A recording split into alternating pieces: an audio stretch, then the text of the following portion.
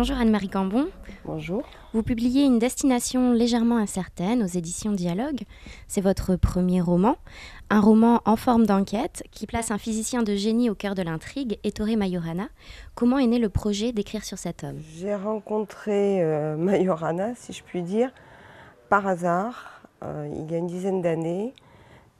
J'étais attirée par la photo, sa photo, et c'était un article de Monsieur Klein à son propos, dans la recherche. Enfin bon, il y avait quelques colonnes, hein, rien de très fouillé, mais ce que j'ai lu m'a quand même beaucoup intriguée et j'ai eu vraiment envie d'en savoir plus. Comment avez-vous procédé pour recueillir autant d'informations si précises? Eh bien, d'abord, j'ai cherché des informations donc, sur Ettore Majorana et je n'en ai pas trouvé, parce qu'il n'y avait pratiquement rien.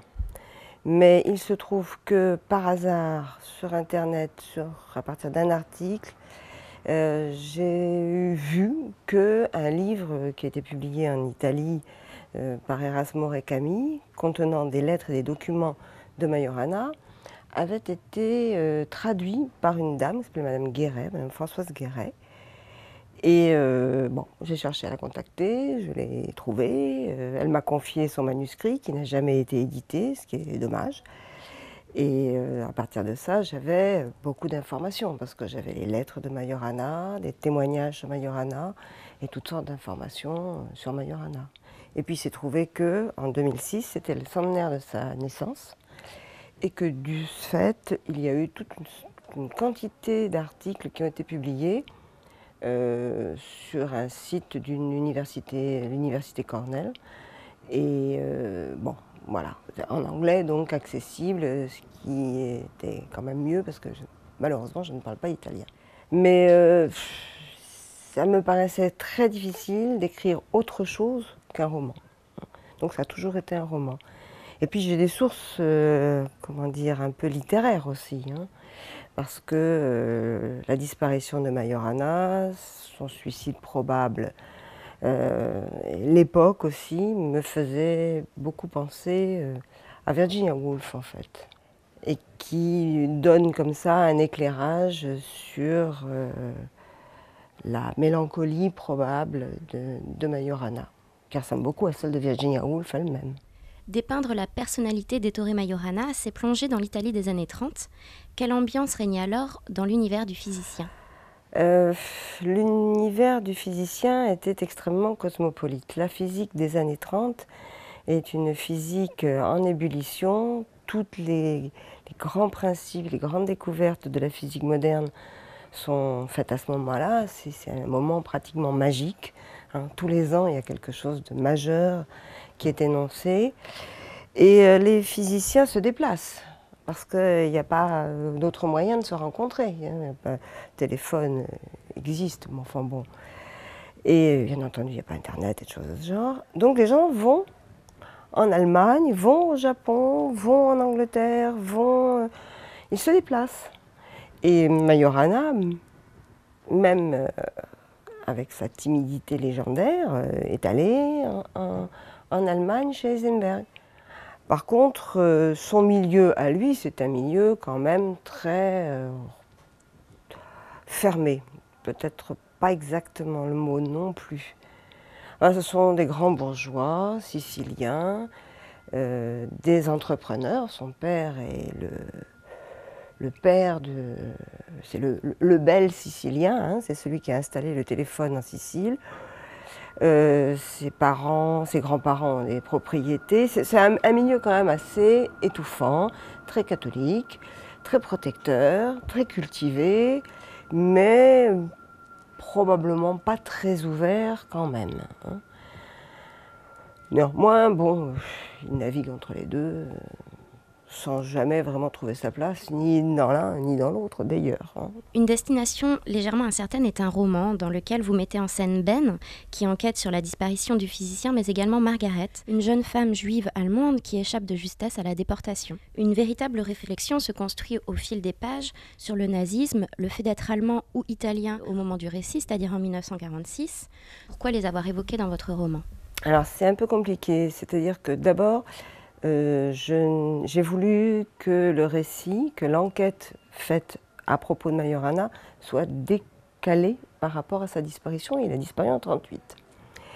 Et puis, d'autre part, donc il y a ça, d'autre part, l'une des dernières périodes d'activité franche de Majorana se situe en Allemagne entre janvier et août 1933. Donc il est là exactement à l'endroit, au moment où Hitler prend le pouvoir. Et les lettres qu'on a, une bonne partie de ma documentation, donc les fameuses lettres de Majorana, correspondent au moment où il écrit à sa famille. Et bien entendu, il n'écrit pas quand il habite avec eux. Donc c'est essentiellement des lettres écrites d'Allemagne. On a mis en cause l'attitude de Majorana vis-à-vis du nazisme. Majorana n'a jamais admiré le nazisme, ça c'est pas vrai. Il est très clair dans ses lettres. Bon, il méprise en fait, hein, comme beaucoup d'Italiens de l'époque. Hein, il méprise Hitler, qu'il considère comme une espèce de pantin qui essaye de copier le Duce.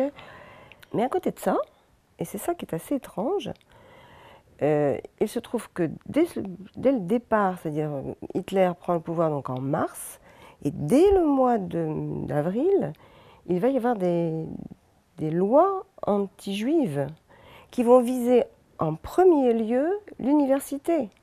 Donc des collègues à lui, il y avait énormément de juifs dans la physique de l'époque.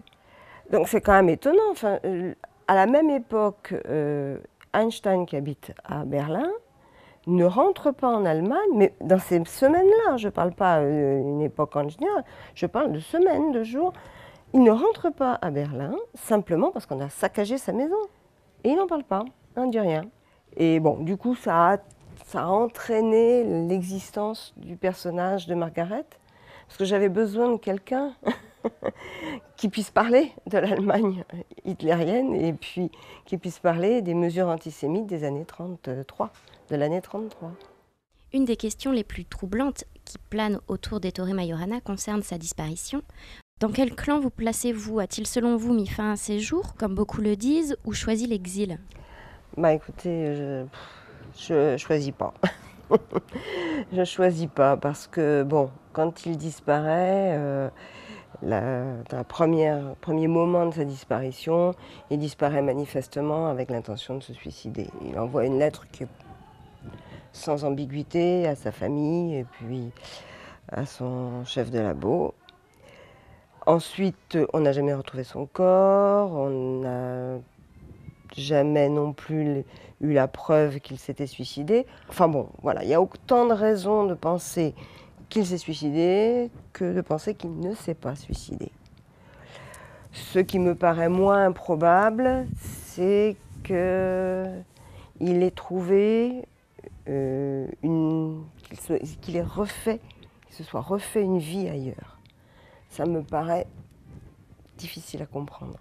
N'est-ce pas finalement ce mystère autour de la disparition d'Ettore qui rend le personnage, car il devient presque un personnage de la grande histoire, si passionnant, intriguant, voire obsédant?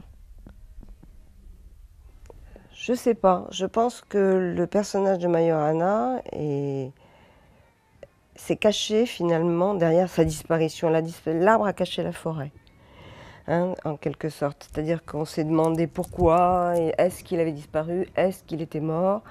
Et en fait, le véritable mystère de Majorana, c'est son intelligence fulgurante.